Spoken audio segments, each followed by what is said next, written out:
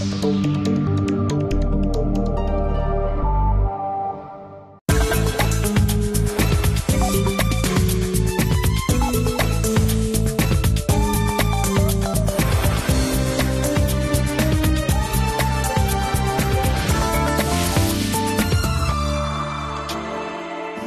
and a very warm welcome to another edition of Talking Germany, the show where we do just that. And with Germany currently enjoying a growing international reputation as a place to eat, let me introduce you to one of the country's best chefs. And here he is, Tim Raue. Tim, thank you very, very much for joining us today. Pleasure. A pleasure for me too. Now, Tim Raue has been a Chef of the Year. He's been called Revolutionary Raue, and his food has been described as almost too beautiful to eat. What's more, he's had a remarkable life that's seen him transform himself from gang member to gourmet, and his conversation, I can tell you, can be quite as flavoursome as his food. So I'm sure we can look forward to hearing what he has to say about the following topics.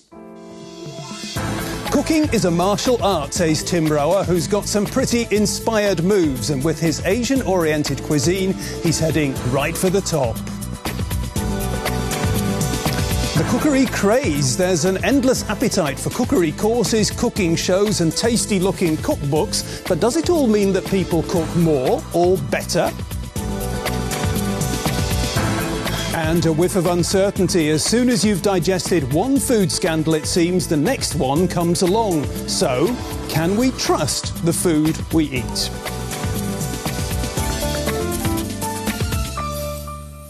Tim, thank you very much again for joining us today. Now, when you talk about yourself and when you talk about your work, about the food that you cook, one word that I've noticed that you use very often is philosophy. Tell me what the Tim Raue philosophy is. It means that I get inspired by the Chinese philosophy of cooking, and that means that everything what you give to the body from your customer must give him energy, has to warm him in winter, has to cool him in summer. And philosophy as well means to me that you have an idea, an overall idea, what you give up to the people, they join you daily. And this is my chefs in the kitchen, but as well my wife in the restaurant. OK, so that's your philosophy. We're going to talk a little bit more about that. There's also a really very serious work ethic. You work very hard indeed, don't you? Yeah, but this is, I think, typical German. So we was talking about Leistung. And performance. Performance, yeah. Yeah. But I think Leistung, it's more the German word. Yeah. Performance sounds so nice, but Leistung means that it's serious, isn't it? It's very serious. Very serious, and at the end there must be a target, but means awards, being the best, trying to be the best. And this is what I try, but my life comes in balance in the last times because I'm starting doing yoga, and this is as well the Asian way I do. So it's a mix between German precisely working and well-structured being, on the other side to bring soul in everything what I do, in each dish, in each taste. So if it's a micro element, it must have a taste, it must have a soul. This is important to me. Tim, it's a great story, but certainly the early days were not very easy. Your parents didn't make it very easy for you. When we heard there, when you were 11 years old, you were already, as it were, in the kitchen because you were cooking for yourself. You were having to fend for yourself. What was that like?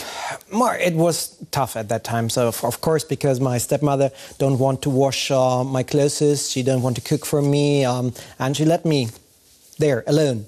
And I don't have any money, so I just had to look what they leave in the fridge, what I can use to eat. And it was the first creative steps of cooking for me. But it gives me no inspiration for my job later on. The decision to be a chef was because I had to find a new way for me, and I wasn't able to study, and now I'm very glad with that because I found what I have a passion for, and cooking is so creative. You can design the plates. That means you can design the dish on the plates, and today I have so many levels of quality of my own living because I can be a designer, I can be a leader, and the leader means as well that I have 22 employees, which I can tell how they don't have to live up their life. And on the other hand, I can do what I really love, and this is especially to cook and be focused on food. Okay, sounds wonderful. But between the 11-year-old Tim there fending for himself and the Tim Raue today, who's got his own, now got your own restaurant, the interesting thing is, let's just map this out for the people out there. Your restaurant now, the Tim Raue restaurant, is in the Kreuzberg district of Berlin, yeah? And when you were a gang member, your gang, the territory for the gang, your patch was Kreuzberg. Absolutely. Yeah, I can see you chuckling and you're laughing away about this. Yeah, of course. It's very ironic, isn't it? Yeah, ironic on the way, because I never thought about that. If we was looking for a space for the restaurant, we don't was giving us borders. So we said we go in this area, on this area. So we're just looking for space. And I did an outside function in that rooms, and I loved the rooms. It was a gallery before, and I told my wife, it's in Kreuzberg. I said, I don't mind.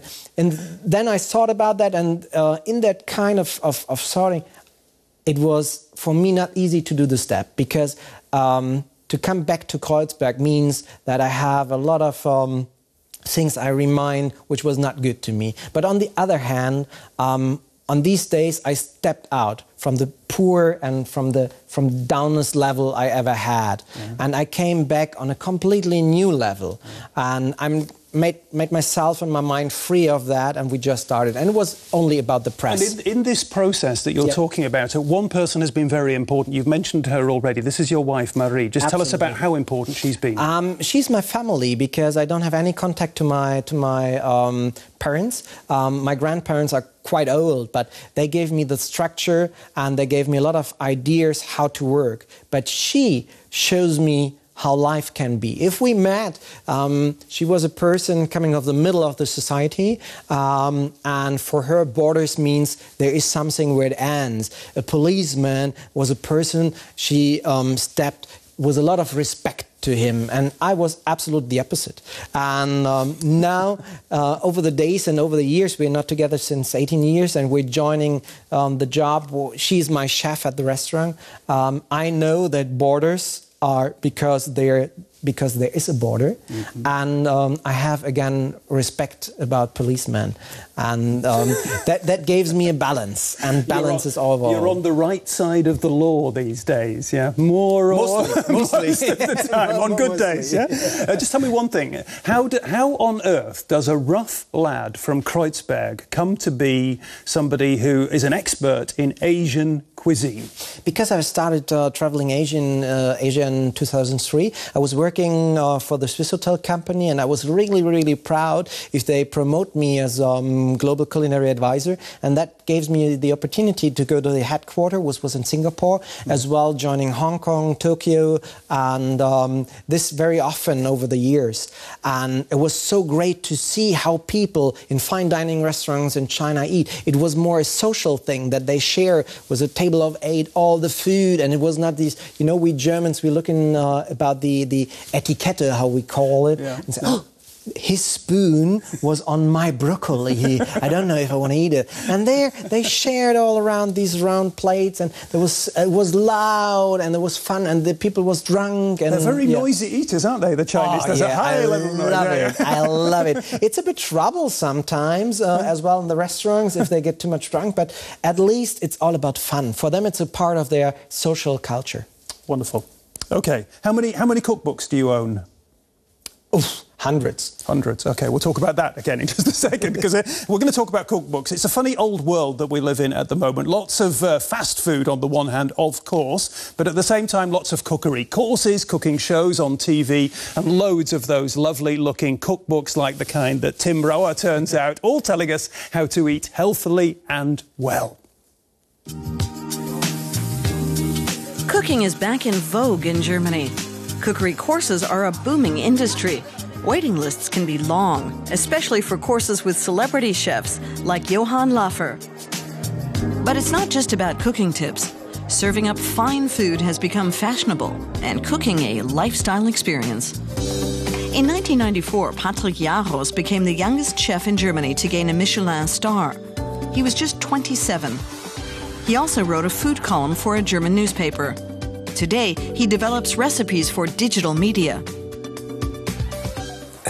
There have never been so many cookery courses as there are today.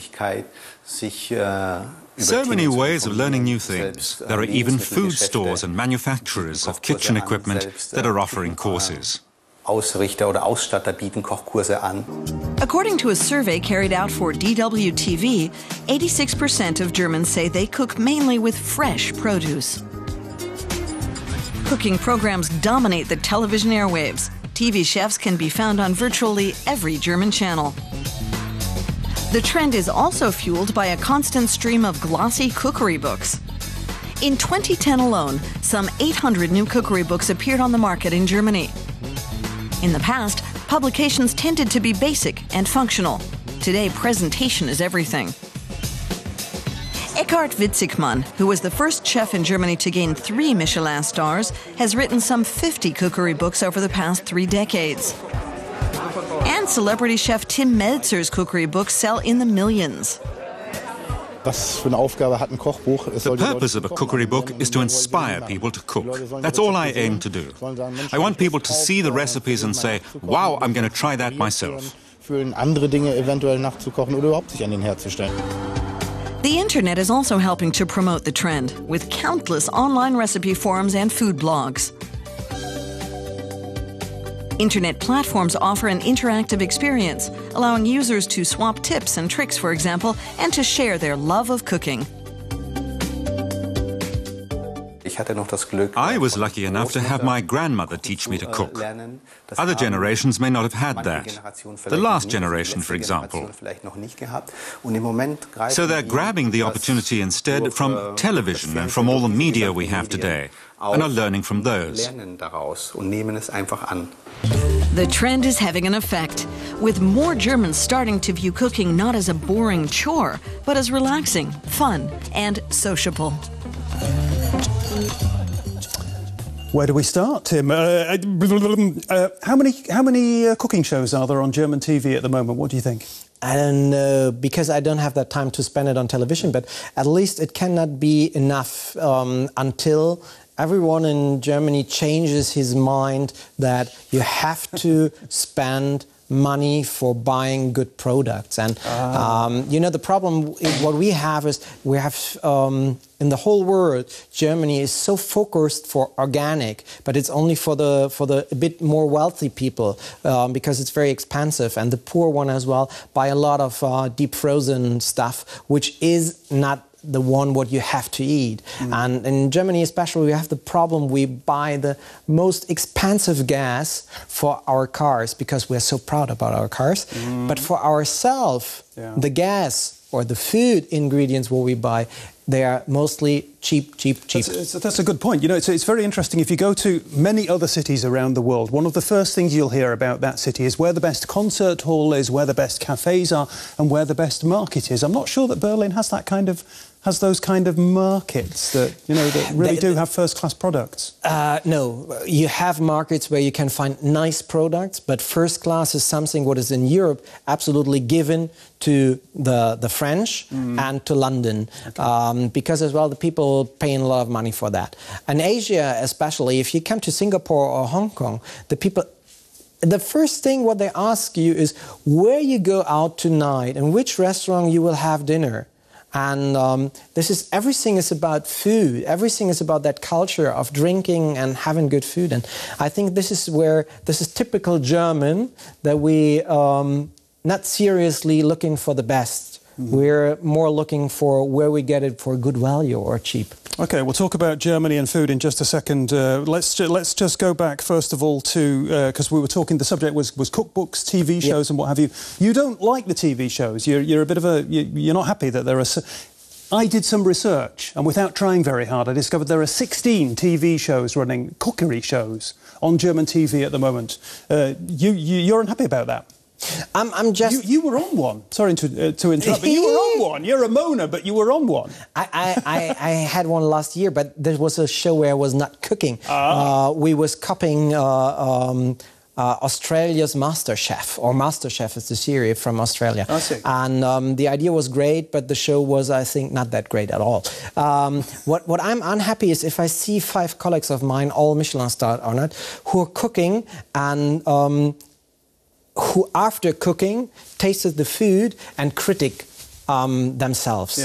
And You know, it's not that 5 guys looking what they can do, one great thing, what they can give to the customers. It's more entertainment where they cheat a bit themselves and telling bad stories about the other food, and so trying to come on the best light. Mm-hmm. And this is something what I don't think is a good way. A good way is somebody like Tim Raue, who showed up for years how you can do a great pizza by yourself at home. Yeah. And I will never forget his recipe was duck and mango, and it was just great. And I was, you know, after seeing that, I was so inspired. I go to the kitchen and I did it. Yeah. And this is for me something what I need. That's very interesting, because we had Tim Raue also on the show here. He was a very good guest, just like yourself, and I tried 1 or 2 of his recipes as well, and I was pretty impressed by you know, how quickly he got me to where I needed to be to have good food on the table, really good food. Absolutely, on the table. And he called himself not a Michelin star chef, and he knows he don't have the skills for, but what he's doing absolutely great. Yeah.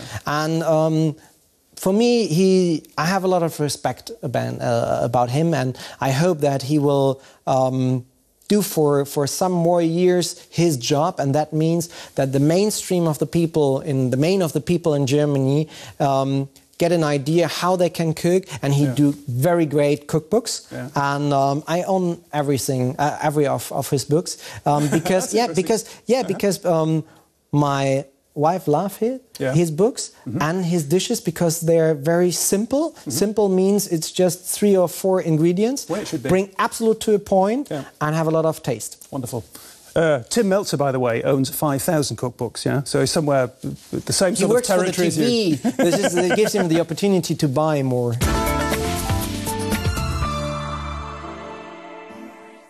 Tim, what do all these food scares, all these food scandals mean to you for your business?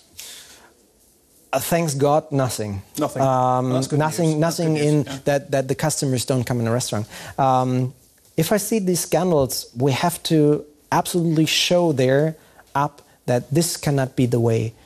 These kind of industrial food where a chicken never see the sun before it comes to us, it's not the right way. And we have to change it. And I'm so glad that in Germany the customers are quite tough to say, no, we don't want that. We want to know if there's any gentrification in the food, or if this is not organic, please show it up to us. And we have to change. We have to change the understanding that this food is what we give to our body, and if we give poison to us, we cannot grow, we cannot feel good. And these scandals on the other side shows us that we see it, you know, because I traveled the world and know sometimes I see products where I was sure that you cannot eat them because they're gone, or there was stinking and smelling. And in Germany we are quite tough looking after, and we see it and we get it, and we put it out that the consumer never get it. Okay, you've talked an awful lot today about ingredients, about how their ingredients are almost more important than actually ultimately how you cook. What you cook is really the first step. How do you get your ingredients? Are you part of that process? Do you have somebody who does it for you? How does it work? It's changed. We get some of Thailand, a lot of vegetables and herbs and fruits which are Asian style, because in Thailand they're farming the most of the vegetables for the Japanese market as well. And then we have a guy who's traveling with an old car, rusty old car, through the area of Brandenburg and Poland. And he's picking for us very old sort of strawberries. It's called Mieze Schindler. And if you eat one of them, it's like you had 10 of them. And it's great. This guy in the rusty old truck, he's out there now working for you. He's coming to us twice per week. And but me and my chef de cuisine, we're spending each day 2 hours just for making sure that we get the amount of fish, the amount of vegetables and herbs and meat that we need for the clients. Give me a quick word then. One of your most famous recipes is Peking duck. Yep. Where do you get your ducks from? The ducks coming from France, because the French are the best in doing that. It's the region of Bresse, and the farmer is called Miral. And it's not that you can go with him and can buy what you want, so you have to ask for. And I get a visit of the family of Miral because I want to have a special size of ducks, and they wanted to know why and what I'm doing and the amount what I need per week. And I'm very proud of that product. And this is the reason why we serve the Peking duck in the whole. Means you get 3 plates and you get the tongue, you get the stomach, the heart, you get the skin, but there's also the breast and the liver. So we use especially the feet cooking the stock, the sauce for it. And this is for me the respect to the animal, that you use it in the whole. Ah, Tim, I have not been to your restaurant yet, but I'm going to come very soon. Not yet, yeah.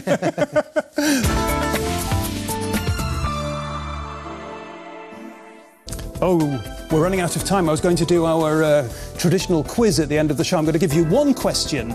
Cooking, is it for you a hobby, a passion, or a matter of life and death? Passion. Passion. Good answer. That's all we've got time for from our guest today, Tim Raue, here on Talking Germany. A great guest. He's got a great story and he tells it with great passion. I hope you've enjoyed his company as much as I have. If you have, come back next week. Until then, bye-bye and tschüss.